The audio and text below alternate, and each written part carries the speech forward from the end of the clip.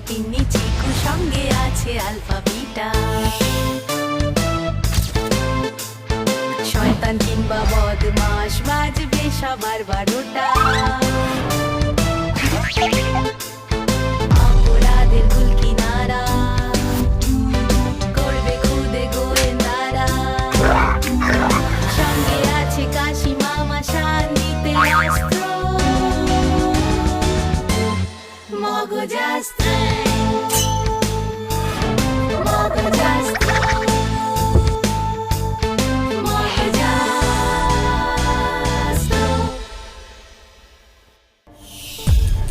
নরপিশাচের ভয়।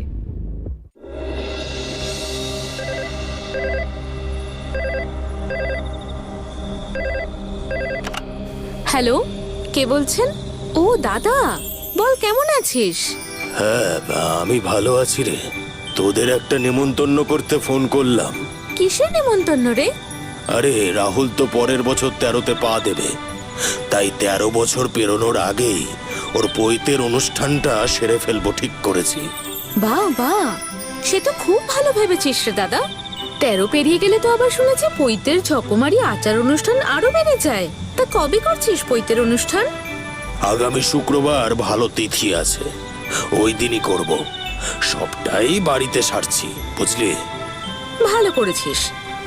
অত বড় বাড়ি তোর, এই অনুষ্ঠান করা কোনো ব্যাপারই না। আগামী শুক্রবার সকাল সকাল সপরিবারে চলে আসবি। আর শোন, কাশিদা, তোজো, তিন্নি, চিকু সবাইকে নিয়ে আসবি কিন্তু। আচ্ছা ঠিক আছে।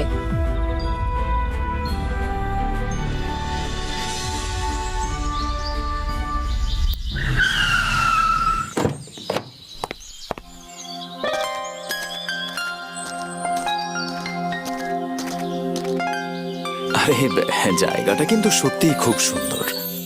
স্টেশন থেকে বেরিয়ে দুদিকে রাস্তার ভিউটা খুব সুন্দর ছিল।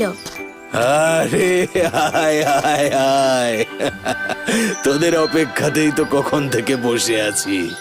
ওদিকে পুরোহিত কাজকর্ম শুরু করে দিয়েছে, আর এদিকে পিসিরই দেখা নেই। আর বলিস না দাদা, ট্রেন কত লেট। বসেই আছি তো বসেই আছি। আরে কাশিদা, আসুন আসুন আসুন। আপনার মতো মানুষের আমার বাড়িতে পায়ের ধুলো পড়ায় আমি ধন্য। কি যাতা বলছেন? এসব বলে লজ্জা দেবেন না। রাহুলের বইতে আর আমি আসবো না, তাই আবার হয় নাকি? আরে আসুন আসুন। আরে বাচ্চারা, তোরা সবাই ভিতরে আয়। খাবারটা কিন্তু জম্পেশ ছিল। কত বড় বড় চিংড়ি মাছ, পাবদা মাছ, আর মাটনটাও খুব টেস্টি খেতে ছিল। আরে মামার তো ভেড়ি আছে, এগুলো নিজের ভেড়ির মাছ।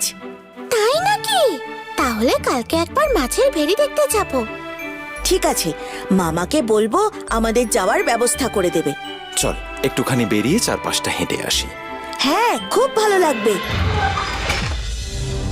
মামা, তোমাকে এরকম লাগছে কেন গো? হ্যাঁ মামা, পুকাই একদম ঠিক কথা বলেছে।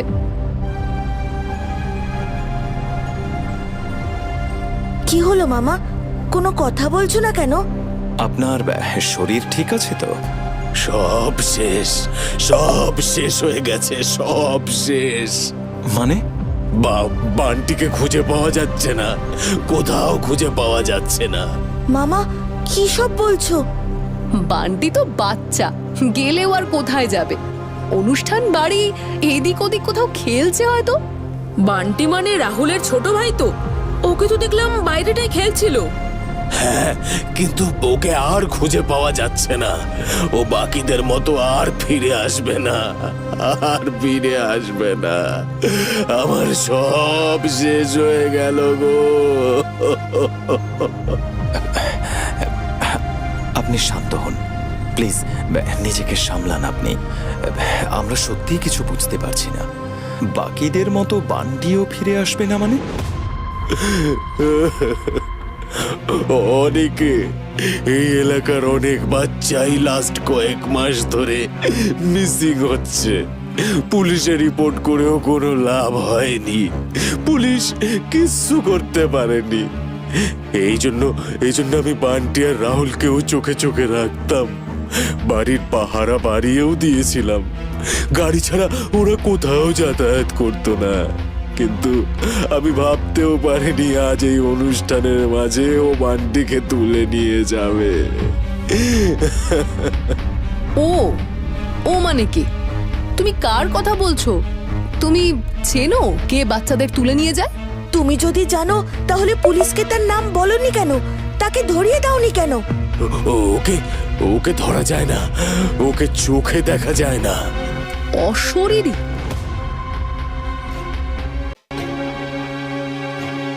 এখানকার লোকেদের মুখে শুনেছি এই চারপাশের জঙ্গলে নাকি একটা নরপিশাচ থাকে, যাকে আজ অব্দি কেউ চোখে দেখেনি ঠিকই, কিন্তু লোকাল লোকেরা ওকে অনুভব করেছে। ও নাকি বাচ্চাদের তুলে নিয়ে জঙ্গলে চলে যায়। ওই জঙ্গল থেকে আর কেউ ফিরে আসে না। হোয়াট? ফিরে আসে না? ফিরে আসে না? তাহলে কোথায় যায়? জানি না, পুলিশ হাত তুলে নিয়েছে এই কেস থেকে, কিছুই করতে পারেনি। আমার ছেলেটাও তার মানে আর কোনোদিনও ফিরে আসবে না, ওকে আর দেখতে পাবো না। মামা মামি, তোমরা ভেঙে পড়ো না। বান্টির কিচ্ছু হয়নি, ও নিশ্চয়ই ভালো আছে। আমরা খুঁজে বার করবো ওকে। আপনি শান্ত হন। দেখুন, আপনি যদি এরকম কান্নাকাটি করেন তাহলে আপনার মিসেসকে সামলানো আরো মুশকিল হয়ে যাবে। নিজেকে একটু শক্ত করুন। আগে আমাদের মিসিং কেসগুলো সম্পর্কে কিছু জানান। যখনই কোনো বাচ্চা একা একা ঘোরে তাকেই টার্গেট করে ওই শয়তান। আগে জঙ্গলের আশপাশ থেকে বাচ্চা তুলে নিয়ে যেত, কিন্তু আজ কি করে আমার বাড়ির আশেপাশে এসে গেল আমি বুঝলাম না। কিন্তু তোমরা তো আজ বহুদিন ধরে এখানকার বাসিন্দা, আগে তো তোমার মুখে এসব শুনিনি। লাস্ট কয়েক মাস ধরেই এই প্রাণঘাতী উৎপাত শুরু হয়েছে। তার আগে এখানে আমরা খুব শান্তিতেই থাকতাম। বাইরে তো খুব একটা স্ট্রিট লাইট নেই, কিন্তু এখন বসে থেকে তো কোনো লাভ নেই। একবার থানায় যেতে পারলে খুব ভালো হতো। কাশি মামা যাবে নাকি? আমিও সেটাই ভাবছি। রেডি হয়ে নে, এখনই বেরোবো।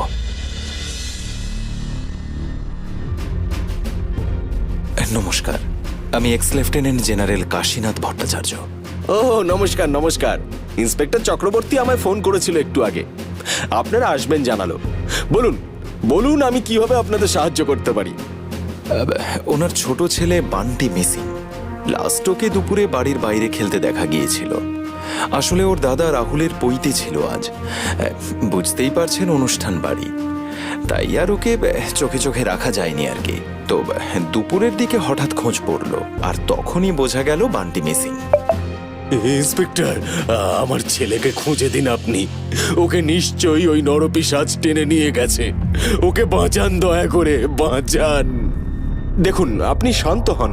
বুঝতে পারছি আপনার ছেলে, আপনার চিন্তা হবেই, কিন্তু নিজেকে শক্ত করুন। ইন্সপেক্টর, এই এলাকায় কয়েক মাস ধরে এরকম একটার পর একটা বাচ্চা মিসিং হয়ে যাচ্ছে, অথচ পুলিশ এখনো কাউকেই অ্যারেস্ট করেনি। মানে কেন সেটা জানতে পারি? আপনি নিশ্চয়ই জানেন যে নিছক মন গড়া সন্দেহের ভিত্তিতে আমরা কাউকে অ্যারেস্ট করতে পারি না। মিসিং কেস নিয়ে আমরা তদন্ত করেছি, কিন্তু একটাও কোনো ক্লু পুলিশের হাতে আসেনি। জঙ্গলেও আমরা তল্লাশি করেছি, কিন্তু না কোনো নরপিশাচ আর না কোনো মিসিং যাওয়া বাচ্চা। কারোর কোনো ট্রেসই আমরা পাইনি, না কোনো ব্লাড স্যাম্পেল, না অন্য কিছু, জাস্ট নাথিং। তার মানে আমার ছেলেটাও আর ফিরে আসবে না, ওকে আর দেখতে পাবো না। আপনি চিন্তা করবেন না, আমি কোনো কেসই আলাদাভাবে দেখি না, কিন্তু তবু আমি বলছি, আমি পার্সোনালি এই কেসটার স্পেশাল টেক কেয়ার করব, কথা দিচ্ছি।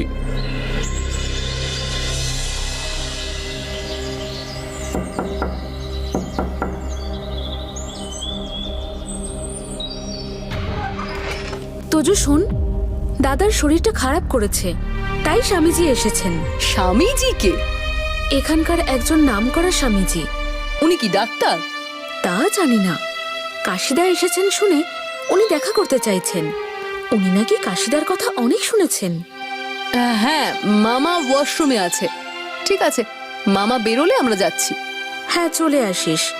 আমি একটু দাদার ঘরে যাচ্ছি। শরীর খারাপে ডাক্তার না ডেকে স্বামীজি কেন? বুঝলাম না তো। কি ভাবছিস তোজো? পুকায়ের মা এসে বলল পুকায়ের মামার শরীর খারাপ, তাই নাকি স্বামীজি এসেছেন। আবার সেই স্বামীজি তোমার কথা জানেন, তাই তোমার সাথে দেখা করতে চান। কেমন সব গন্ডগোল লাগছে। শরীর খারাপে ডাক্তার ডাকেনি? আমিও তো সেটা ভেবেই অবাক হলাম। ঠিক আছে, চল যাই, দেখি কে এসেছেন।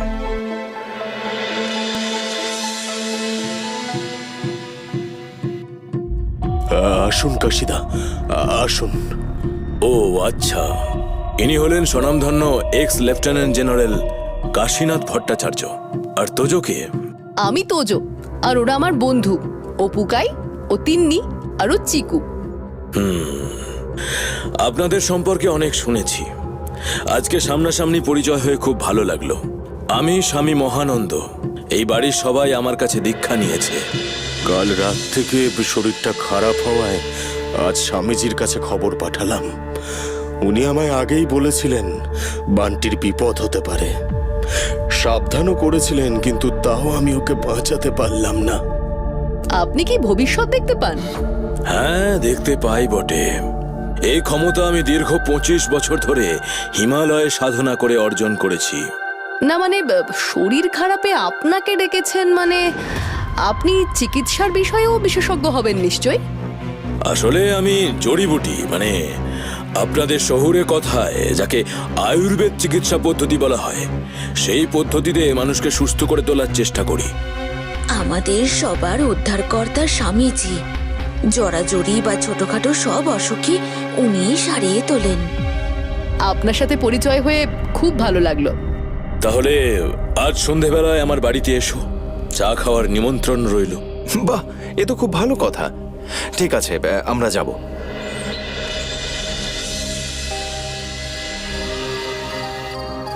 আচ্ছা কাশি মামা, বাড়িতে এরকম একটা অবস্থা, বান্টি নিখোঁজ। এই অবস্থায় কি আমাদের স্বামীজির বাড়িতে চায়ের নিমন্ত্রণ রক্ষা করতে না গেলেই হতো না? হ্যাঁ, আমিও ওখানে দাঁড়িয়ে এটাই ভাবছিলাম, কিন্তু তোমরা হ্যাঁ করাতে আর মুখ খুলিনি। হ্যাঁ, তোদের ভাবনাটা ভুল নয়, কিন্তু আমার মন বলছে স্বামীজির বাড়ি যাওয়া উচিত। ওনার সাথে কথা বললে কিছু না কিছু ক্লু পাবো। বাপরে, এত বড় বাড়ি! চল ভেতরে চল। স্বামীজি বাড়ি আছেন?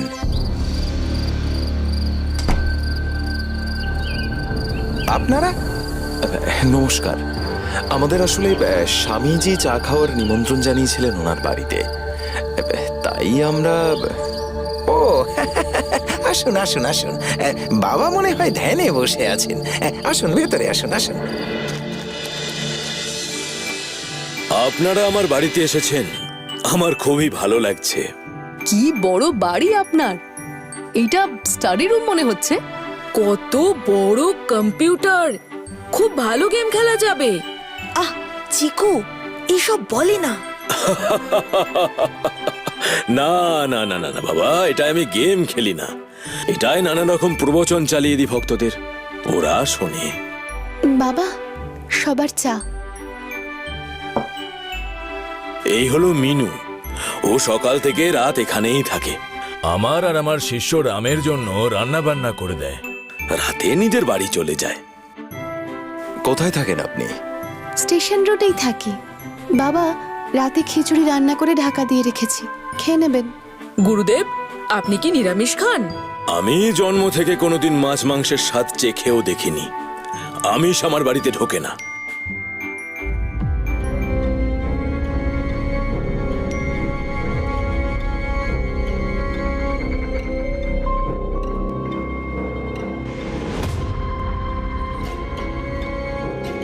আচ্ছা, এখানে রিসেন্টলি বাচ্চা মিসিং কেসের বিষয়ে আপনার কি মনে হয়? আমি কিছুই জানি না, তবে নিজের সাধনায় যতটুকু বুঝতে পেরেছি এটা কোনো পিশাচের কাজ। ও বাচ্চাদের তুলে নিয়ে যাচ্ছে। এই যে এরা সবাই কিন্তু বাচ্চা ছেলে মেয়ে, ঘুরতে এসেছে। তো আপনারা বাড়ি ফিরে যান, নর পিশাচের সাথে লড়াই করতে যাওয়া উচিত হবে না। ভয়ে টয়লেট পেয়ে গেল। বাথরুমটা কোন দিকে? ওই যে সোজা গিয়ে বাঁদিকে। আচ্ছা। তোজো ফিরলে এবার বাড়ির দিকে রওনা দিতে হবে। গল্প করতে করতে কোথা থেকে যে এতটা সময় পেরিয়ে গেল বুঝতেই পারলাম না।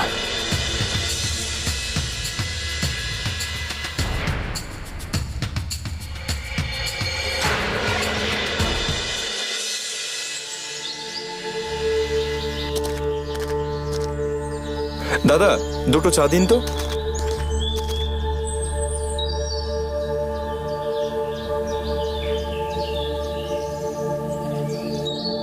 বাহ, চাটা তো অপূর্ব খেতে।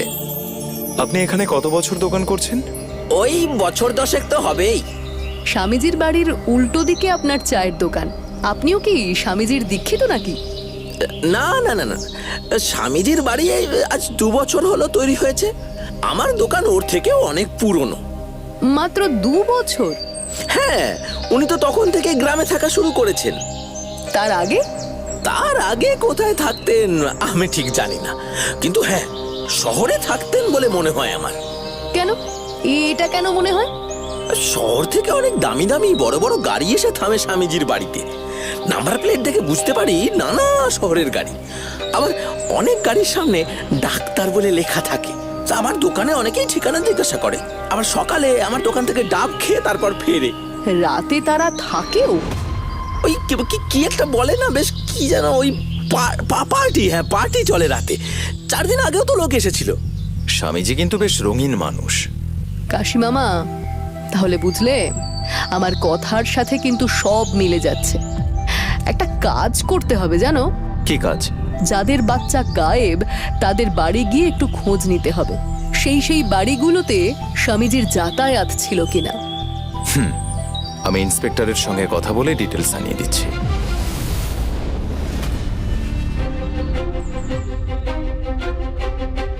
স্বামীজি, স্বামীজি। কি হয়েছে তোজো? কোনো সমস্যা? পুকাইকে খুঁজে পাওয়া যাচ্ছে না। খুঁজে পাওয়া যাচ্ছে না? কোথায় গেছে? জানি না, আজ বারবার বলছিল ওর ভাইকে খুঁজে বের করবেই। তারপর জঙ্গলের দিকে গেছিল। তারপর থেকে আর খুঁজে পাওয়া যাচ্ছে না। এটা কি করে হলো? এ তো হওয়ার কথা নয়। কি হওয়ার কথা নয় স্বামীজি? না না, কিছু নয়, তুমি যাও, আমি দেখছি।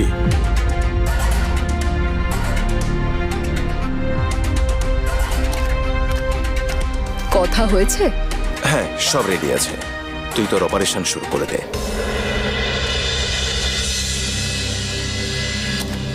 কি সুন্দর জঙ্গল! খামোখা লোকে এই জঙ্গল নিয়ে গুজব ছড়ায়। এইরকম একটা অ্যাডভেঞ্চার করার আমার কতদিনের ইচ্ছে, ফাইনালি সেটা পূরণ হলো। এখানে জঙ্গল আরো গভীর, সাপ খোপ দেখে চলতে হবে। কে কে কে কে তুমি? আমায় মেরো না, আমায় মেরো না! খবরদার, এক পা আগে এগোলে তোমার মৃত্যু নিশ্চিত। এ কি, আপনি? তার মানে এই চক্রের পিছনে আপনিই মাস্টার মাইন্ড। ছি ছি ছি, এই আপনার আসল রূপ? এক্ষুনি পুলিশ আসবে, আপনাকে ধরে নিয়ে যাবে। হাসালে বাচ্চারা। আমার লোক পুরো জঙ্গলের মধ্যে ছড়িয়ে আছে। কোনো পুলিশের ক্ষমতা নেই এই জঙ্গলে সে আমাকে ধরার আর তোমাদেরকে বাঁচানোর। তোমরা এই কেসটাকে একটু বেশি ক্যাজুয়ালি নিয়ে নিয়েছিলে বলে মনে হয়, নইলে বাঘের ডেরায় আসার ভুল কেউ করে? যাই হোক, আমার ভালোই হলো, একসাথে 4-4টে বাচ্চা পাচার করতে পারবো। আপনার খেলা কিন্তু শেষ। পুলিশ? স্বামীজি, আর পালানোর কোনো সুযোগ নেই। মেনু আর আপনার শিষ্য এখন পুলিশের হেফাজতে চলে এসেছে। এই, গাড়িতে তোলে এদের।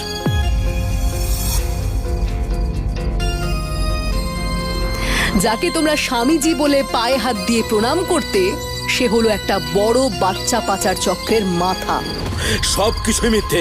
আমি ওই বাচ্চাগুলোর সাহসের পরীক্ষা নিচ্ছিলাম। হ্যাঁ, সাহসের পরীক্ষা নিচ্ছিলাম।